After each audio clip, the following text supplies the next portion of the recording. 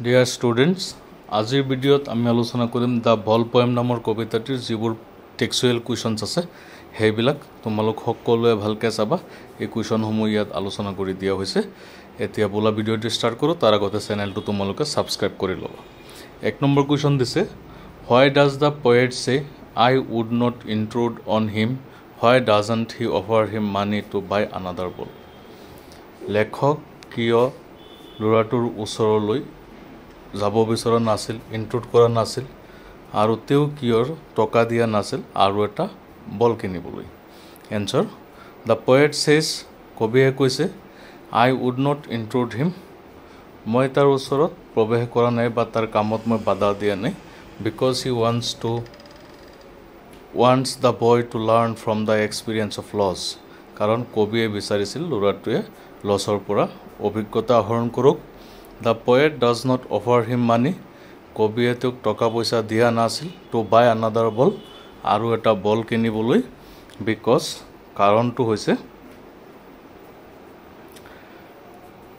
তোমালোকক বল পোয়েম কবিতাটো এক্সপ্লেইন কৰি দিয়া হৈছে। তাত তোমালোকে চাবা গোটেই কবিতাটোৰ বিষয়ে এক্সপ্লেইন কৰা আছে। ইয়াত এনচাৰবিলাকহে ইয়াত কৈ দিয়া হৈ আছে। Because the boy can never truly recover what he has lost, কাৰণ ল'ৰাটো কেতিয়াও ৰিকভাৰ হ'ব নোৱাৰিব সি কি হেৰুৱাইছে। কুৱেশ্যন নম্বৰ 2 দিছে, staring down all his young days into the harbour where his ball went. এইটো কবিতাৰ শাৰী দুটামান উঠাই দিছে আৰু তাৰ ওপৰত প্ৰশ্ন কৰিছে, do you think the boy had the ball,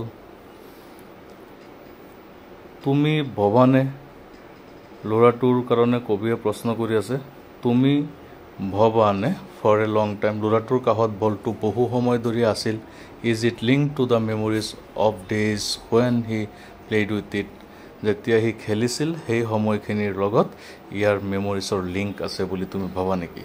answer, yes, the boy has had the ball for a long time, ল'ৰাটোৰ কাষত বহু সময় ধৰি বলটো আছিল, yes it is link to the memories of days, এইটো সেইবোৰ দিনৰ মেমৰিৰ সৈতে জড়িত, when he played with it, যেতিয়া সি এইটোৰ সৈতে খেলিছিল। হি ৰিয়েলাইজ কৰিছিল যে those memories would never come back, সেইবোৰ মেমৰি কেতিয়াও ঘূৰি নাহিব, জাষ্ট লাইক দ্য বল, বলটোৰ নিচিনাকৈ। কুৱেশ্যন নম্বৰ 3 তাত দিয়া হৈছে, what does in the world possessions means, in the world possessions, ইয়াৰ জৰিয়তে কবিয়ে কি বুজাব বিচাৰিছে। In the world possession means, ইয়াৰ দ্বাৰা কবিয়ে কি বুজাব বিচাৰিছে। Answer, in the world possessions means everything is done to own something, যি কামেই কৰিব মানুহে কিবা নহয় কিবা লাভৰ আশাত কৰিব, ৱেডাৰ লেণ্ড, প্ৰপাৰ্টি, মানি অৰ এনিথিং, লাগিলে সেয়া ভূমিয়েই হওক, প্ৰপাৰ্টিয়েই হওক, মানিয়েই হওক বা অন্য যিকোনো বস্তুৱেই হওক, মানুহে সকলো অৰ্জনৰ কাৰণে কৰে। তাৰপিছত 4 নম্বৰ কুৱেশ্যনটো হৈছে, do you think the boy has lost anything earlier, তুমি ভাবানে ল'ৰাটোৱে আগতে কিবা হেৰুৱাইছে, pick out the words that suggest the answer, কবিতাৰ পৰা তুমি সেই শব্দবিলাক বিচাৰি উলিওৱা এনচাৰৰ সপক্ষে। এতিয়া ইয়াত এইটো প্ৰশ্নৰ উত্তৰ হৈছে, no' it seems that the boy has not lost anything earlier, এইটো বোধ হয় ল'ৰাটোৱে আগতে কেতিয়াও একো হেৰুওৱা নাই। The words that suggest the answer are, যিবোৰ শব্দই এই এনচাৰটো ছাজেষ্ট কৰিছে, হি চেন্সেছ ফাৰ্ষ্ট ৰেছপনচিবিলিটি, সি প্ৰথমবাৰৰ কাৰণে ৰেছপনচিবিলিটি চেঞ্চ কৰি আছে, এই কথাই বুজায় আগতে সি কেতিয়াও কোনো বস্তু হেৰুওৱা নাছিল।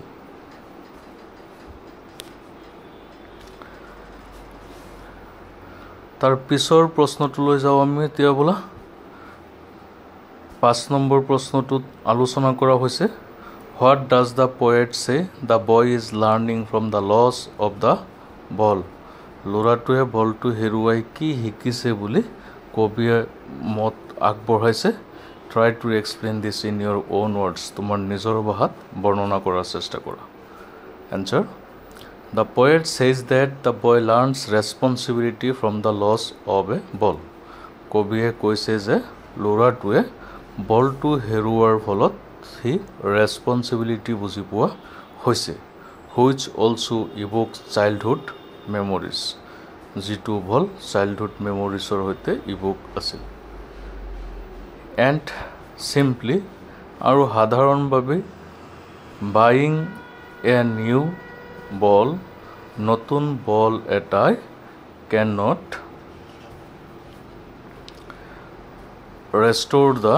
restore these memories. নতুন বলে সেইবিলাক মেমৰি ৰেষ্ট'ৰ কৰিব নোৱাৰিব. Question number 6 দিছে. Have you ever lost something you liked very much? তুমি ভাল পোৱা বস্তু কেতিয়াবা হেৰুৱাইছানে? Write a paragraph describing how you felt then. হেৰুৱালে তুমি কেনেকুৱা অনুভৱ কৰিছা লিখা. And saying whether and how আৰু ক'ত কেনেকৈ হেৰুৱাইছা. You got over your loss. কেনেকৈ তুমি তাৰ পৰা উদ্ধাৰ হৈছা সেই লছৰ পৰা. Answer. Yes, I lost my beloved pet dog in a road accident 2 years ago. এটা road accidentত মোৰ মৰমৰ কুকুৰ এটা হেৰুৱাইছিলোঁ 2 বছৰ আগতে. During a playful moment in the gardenত খেলি থকা মুহূৰ্তত I threw a ball that led to a fatal accident. মই এটা বল দলিয়াইছিলোঁ যিটোৱে এক্সিডেণ্টৰ সৃষ্টি কৰিছিল. Despite rushing him to the hospital, হস্পিটাললৈ বেগাবেগিকৈ লৈ যোৱাৰ পিছতো my pup didn't make it. কিন্তু মোৰ কুকুৰটো জীয়াই নুঠিল.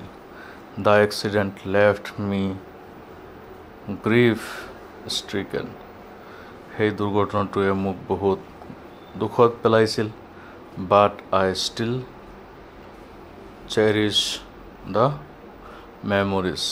এতিয়াও মই memories of my beloved dog.